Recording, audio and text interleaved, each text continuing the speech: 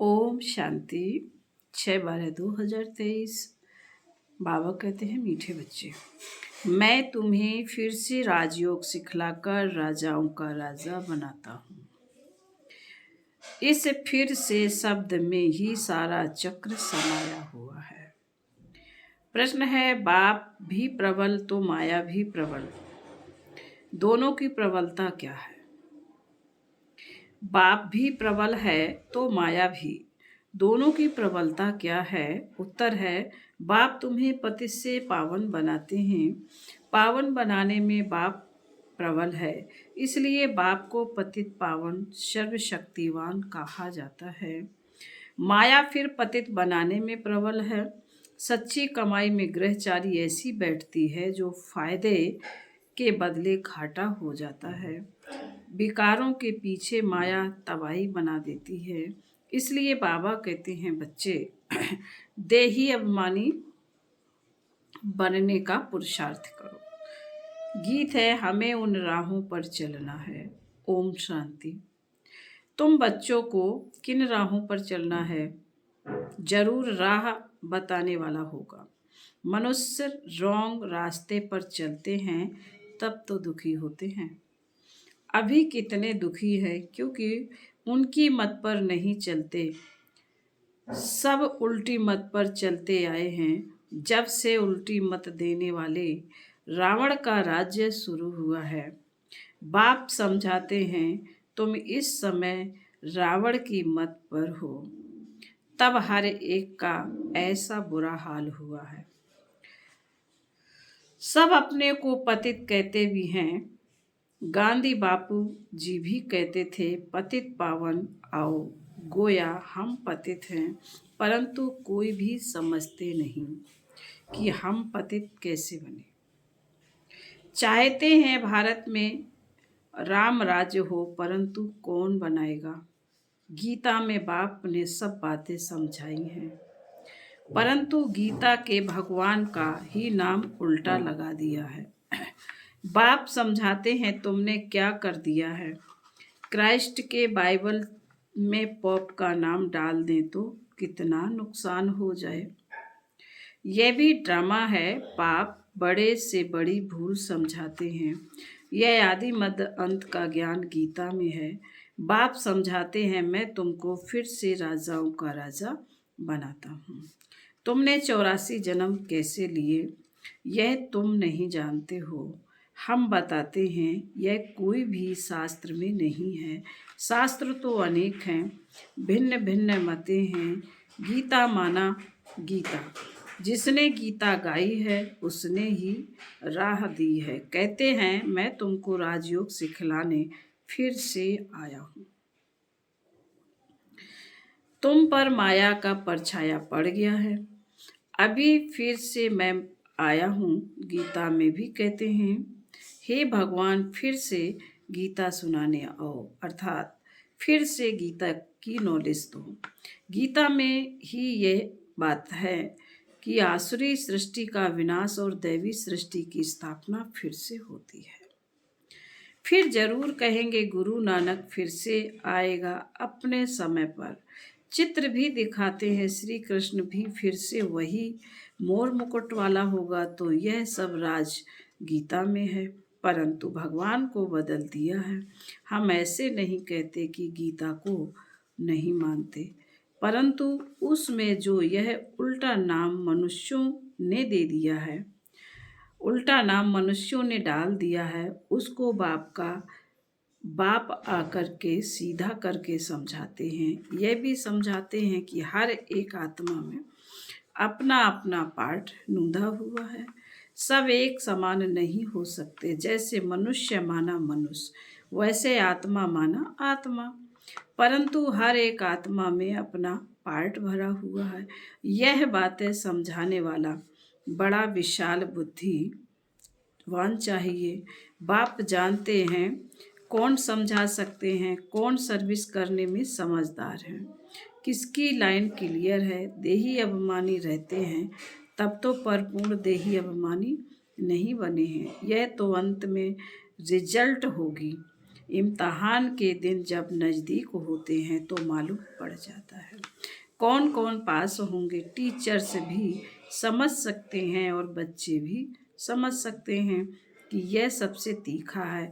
वहाँ तो ठगी आदि भी हो सकती है, यहाँ तो यह बात हो ना सके। यह तो ड्रामा में नूंद है। कल्प पहले वाले कल्प पहले वाले ही निकलेंगे। हमें पता चलता है सर्विस की रफ्तार से इस सच्ची कमाई में घाटा और लाभ ग्रहचारी आदि आती है। चलते चलते टांग टूट पड़ती है। गांधर्वी विवाह करने बाद फिर माया एकदम तबाही बना देती है।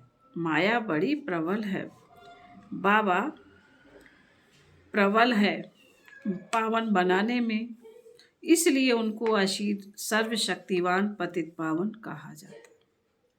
और फिर माया प्रबल है पतित बनाने में। सतयुग में तो माया होती नहीं, यह है ही वाइसलेस वर्ड।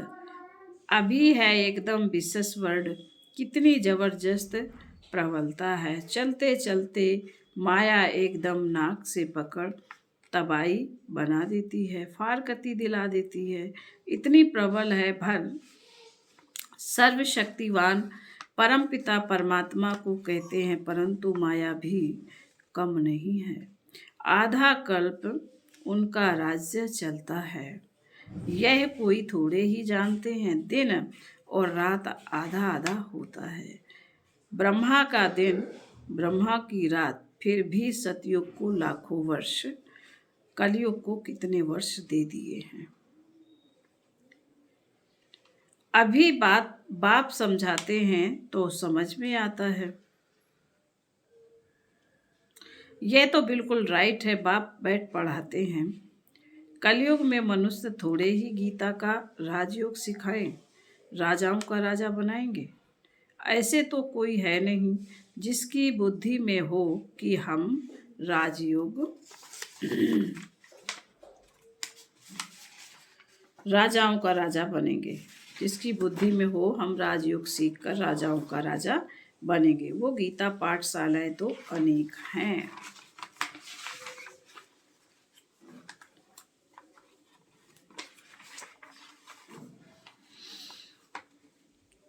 परंतु कोई राजयोग सीख राजाओं का राजा व रानी बन नहीं सकते। कोई भी एम ऑब्जेक्ट राजाई पाने का नहीं है। यहाँ तो कहते हो हम बेहद के बाप से भविष्य सुख की राजाई पाने के लिए पढ़ते हैं। पहले पहले तो अल्प पर समझाना है। गीता पर ही सारा मदार है। मनुष्यों को कैसे पता पड़े सृष्टि चक्र कैसे फिरता है, हम कहाँ से आए हैं, फिर कहाँ जाना है। कोई को पता नहीं है कौन देश से आया, कौन देश है जाना। गीत भी है ना, सिर्फ तोते मुआफिक गाते रहते हैं। बुद्धि जो आत्मा में है वह नहीं जानती कि हम जिसको हे परमपिता परमात्मा कहते हैं वह कौन है। उनको ना देख सकते हैं ना जान सकते हैं। आत्मा का तो फर्ज है ना बाप को जानना देखना। अभी तुम समझ गए हो हम आत्मा हैं, परम पिता परमात्मा बाप हमको पढ़ाते हैं। बुद्धि कहती है बाप आकर पढ़ाते, जैसे किसी की आत्मा को बुलाते हैं तो समझते हैं ना उनकी आत्मा आई है। तो तुम समझते हो हम आत्मा हैं, हमारा वह बाप है। बाप से ज़रूर वर्षा मिलना चाहिए। हम दुखी क्यों हुए हैं? मनुष्य तो कह देते बाप ही सुख दुख देने वाला है। भगवान को गाली देते रहते हैं। वह है आसुरी संतान। जैसे कल्प पहले कहा है वैसे कहते हैं। तुम अभी प्रैक्टिकल में ईश्वरीय संतान बने हो। आगे तुम आसुरी औलाद थे। अब बाप कहते हैं निरंतर मुझे याद करो। किसको भी यह 2 अक्षर समझाना बहुत सहज है। तुम भगवान के बच्चे हो। भगवान ने स्वर्ग रचा है, अब नर्क बना है। फिर स्वर्ग बाप ही रचेंगे। बाप हमको राजयोग सिखला रहे हैं, स्वर्ग की स्थापना कर रहे हैं। अच्छा, शिव को नहीं जानते हो, प्रजापिता ब्रह्मा को भी रचने वाला वह है। तो जरूर बाप ब्रह्मा द्वारा ही सिखाएंगे। अभी शूद्र वर्ण है, हम ब्राह्मण से देवता क्षत्रिय बनेंगे। नहीं तो विराट रूप क्यों बनाया है? चित्र ठीक है, परंतु समझ नहीं सकते, शूद्रों को ब्राह्मण कौन बनाएंगे? जरूर प्रजापिता ब्रह्मा चाहिए। उनको कैसे अडॉप्ट किया? जैसे तुम कहते हो यह मेरी स्त्री, उनको मेरी कैसे बनाया, अडॉप्ट किया? बाप कहते हैं मुझे भी, मात पिता कहते हो, मैं बाप तो हूँ, मेरी कहाँ से लाऊं? तो इनमें प्रवेश कर इनका नाम ब्रह्मा रखता हूँ। स्त्री एडॉप्ट की जाती है, जैसे लौकिक बाप स्त्री को एडॉप्ट कर कुख वंशावली रचते हैं। बाबा ने फिर इनमें प्रवेश कर इनकी एडॉप्ट कर इनके मुख द्वारा मुख वंशावली बनाई है। तुम कहते हो हम ब्राह्मण ब्राह्मणियाँ हैं, जरूर इनका ही नाम ब्रह्मा है। ब्रह्मा किसका बच्चा है? शिव बाबा का। इनको किसने एडॉप्ट किया है? बेहद के बाप ने। दृष्टांत बड़ा अच्छा है, परंतु जिसकी बुद्धि में बैठा होगा वह समझा सकेंगे, बुद्धि में नहीं होगा तो उनको समझाने आएगा ही नहीं। लौकिक और पारलौकिक बाप तो है ना, वह भी स्त्री को एडॉप्ट कर मेरी कहते हैं। यह फिर इनमें प्रवेश कर एडॉप्ट करते हैं। खुद कहते हैं मुझ निराकार को इनका आधार लेना पड़ता है, तो नाम भी बदली करता हूँ। एक ही टाइम कितनों ने नाम रखे, नाम की लिस्ट भी तुम्हारे पास होनी चाहिए। प्रदर्शनी में नाम की लिस्ट भी दिखानी चाहिए। बाबा ने कैसे एक ही समय नाम रखे? बाबा ने हमको अपना बनाया तो नाम बदलाया। उनको भृगु ऋषि कहते हैं। जन्म पत्री तो भगवान के पास ही है, वंडरफुल नाम है ना। अब सभी तो है नहीं, कोई तो आश्चर्यवत भागंती हो गए, आज है कल नहीं है। नंबर 1 दुश्मन है काम। यह काम विकार बहुत तंग करता है, उस पर जीत पानी है। गृहस्थ व्यवहार में इकट्ठे रहकर उन पर जीत पानी है। यह है प्रतिज्ञा, अपनी वृत्ति देखनी है, कर्मेंद्रियों से विकर्म नहीं करना है। तूफान तो सबको आते हैं, इसमें डरना नहीं है। बाबा से बहुत बच्चे पूछते हैं यह धंधा करें व नहीं करें। बाबा लिखते हैं मैं कोई तुम्हारे धंधे आदि को देखने आया हूँ क्या? मैं तो टीचर हूँ, पढ़ाने के लिए आया हूँ। धंधे की बात हमसे क्यों पूछते हो? मैं तो राजयोग सिखाता हूँ। रुद्र यज्ञ भी गाया हुआ है, श्री कृष्ण यज्ञ नहीं। बाप कहते हैं लक्ष्मी नारायण में यह सृष्टि चक्र का ज्ञान है ही नहीं। अगर यह मालूम हो कि 16 कला से फिर 14 कला बनना है, तो उसी समय ही राजाई का नशा उड़ जाए। वहाँ तो है ही सदगति दाता तो एक ही है, वही आकर युक्ति बताते हैं, दूसरा कोई बतला ना सके।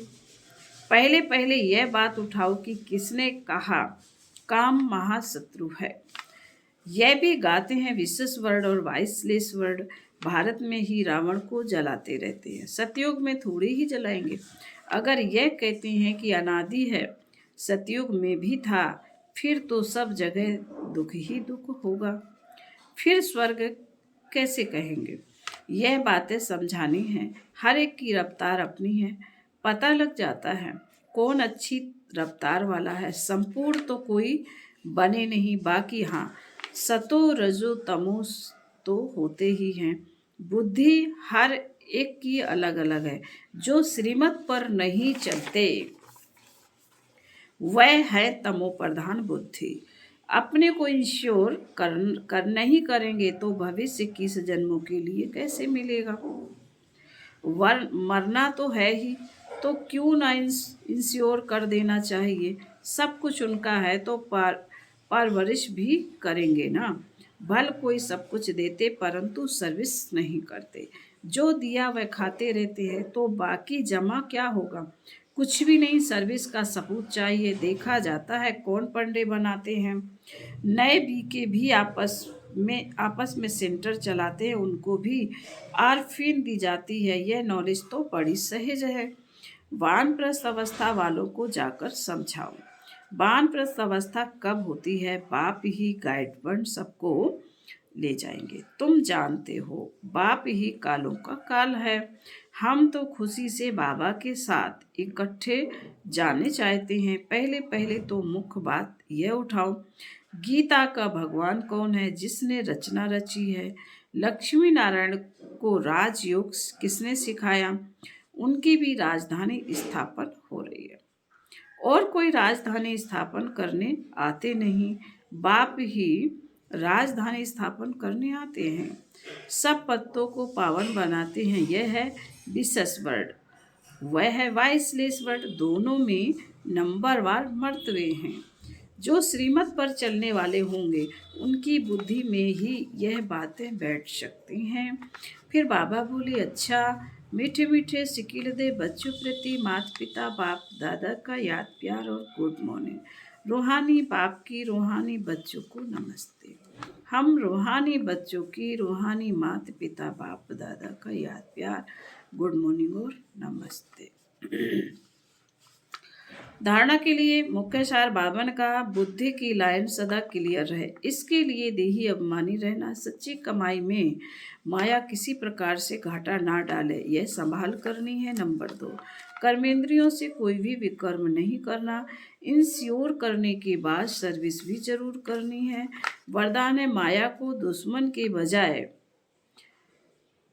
पाठ पढ़ने वाली सहयोगी समझ, एक रस रहने वाले मायाजीत भव। माया आती है आपको पाठ पढ़ाने के लिए, इसलिए घबराओ नहीं। पाठ पढ़ लो, कभी सहनशीलता का पाठ, कभी शांत स्वरूप बनने का पाठ पक्का करने के लिए ही माया आती है। इसलिए माया को दुश्मन के बजाय अपना सहयोगी समझो तो घबराहट में हार नहीं खाएंगे। पाठ पक्का करके अंगद के समान अचल बन जाएंगे। कभी भी कमजोर बन माया का आवाहन नहीं करो तो वह विदाई ले लेगी। स्लोगन है, हर संकल्प में दृढ़ता ही महानता हो तो सफलता मिलती रहेगी। हर संकल्प में दृढ़ता ही महानता हो तो सफलता मिलती रहेगी। ओम।